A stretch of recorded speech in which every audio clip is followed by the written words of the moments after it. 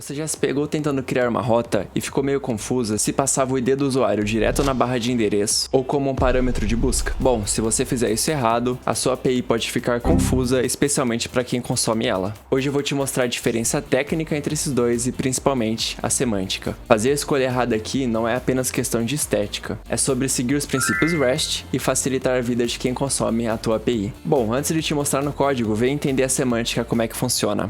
Vamos supor que a gente está montando a nossa API e a nossa API ela vai ser de uma grande biblioteca. E aí vamos supor que alguém chegue na nossa biblioteca, lá para nossa bibliotecária e fale assim: olha, eu quero o livro Clean Code, ou seja, eu sei especificamente o livro que eu quero. Então tá aqui, ó, a gente vai querer o nosso livro Clean Code. Nesse caso, a gente sabe a identidade do nosso recurso, ou seja, eu sei exatamente o livro que eu quero. Quando a gente sabe direto a identidade do recurso que a gente quer, a gente vai utilizar o path variable. E aí como é que ficaria a nossa URL? Ficaria com um prefixo, então eu vou chamar o nosso prefixo aqui de livros, por exemplo, que vai ser o prefixo da nossa API. E depois de livros, eu vou passar a barra e eu vou passar explicitamente o recurso que a gente quer. Então a gente vai querer o livro Clean Code, por exemplo.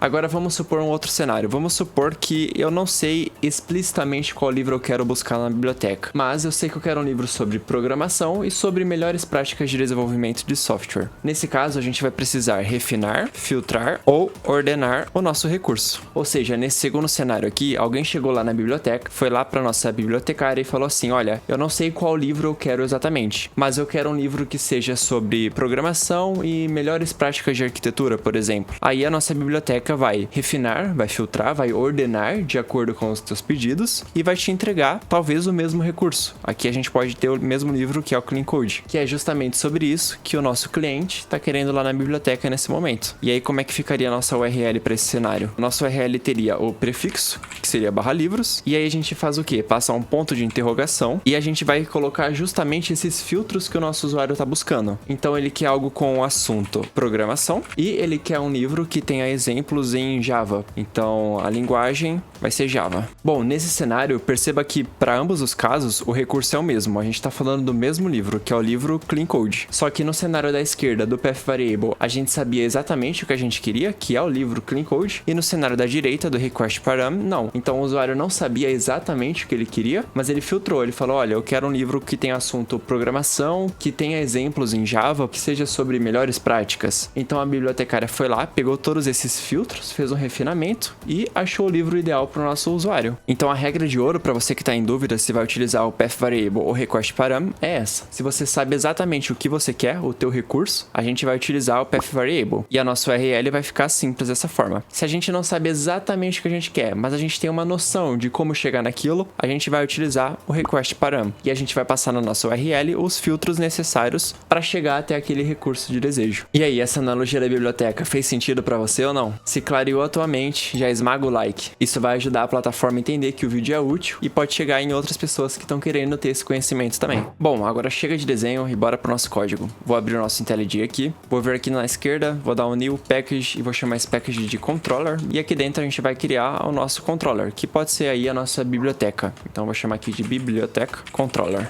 Eu vou anotar o nosso controller aqui como sendo um REST controller. Esse REST controller vai basicamente falar para o Spring que essa aqui é a nossa porta de entrada da nossa API. E eu vou ter também um request mapping, que vai ser /livros. Vai ser aquele nosso prefixo da API. Então todo mundo que eu tiver dentro do nosso endpoint aqui, do nosso controller, ele vai ter esse /livros na frente. Agora que a gente já entendeu o controller e o caminho base, vamos ali para os nossos métodos. Bom, aqui no nosso código a gente tem dois endpoints. O primeiro deles a gente vai buscar um livro por título. Então eu sei especificamente o que eu quero. No outro endpoint a gente vai filtrar os livros. Então eu não sei especificamente o recurso que eu quero, mas eu sei como chegar nele. Então, onde a gente utilizaria o path variable e onde aqui a gente utilizaria o request param. Se você falou path variable no primeiro, você acertou. Então a gente vai receber aqui como parâmetro o path variable, que vai ser o nosso título, e nesse segundo aqui a gente vai utilizar o request param. Então a gente vai poder filtrar por assunto, por exemplo, e eu quero que a gente também possa filtrar por linguagem, né? Linguagem de programação aqui nesse caso. Então pronto, a gente tem um endpoint que está utilizando o path variable e o outro endpoint que está utilizando o request param. Só tem um ponto importante, como a gente tem exatamente 2 gets aqui, a nossa aplicação não vai saber bem como lidar. Então no get que a gente tem o path variable, o que acontece? A gente tem que informar aqui qual que vai ser a variável que a gente vai receber.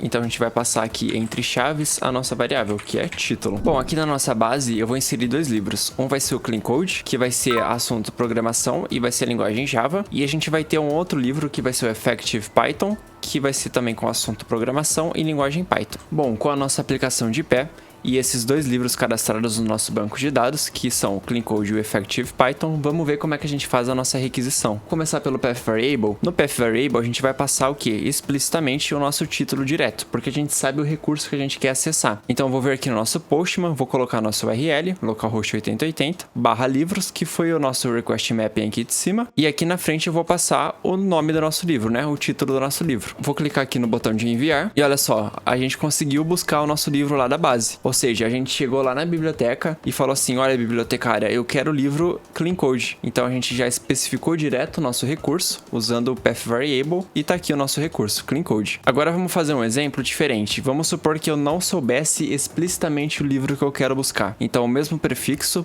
/livros, a gente vai passar o ponto de interrogação e a gente vai passar os nossos parâmetros. Então o primeiro parâmetro é assunto, e eu quero o assunto programação e também vou querer passar outro parâmetro. Então aqui a gente vai colocar o e-comercial. Eu quero que tenha a linguagem Java.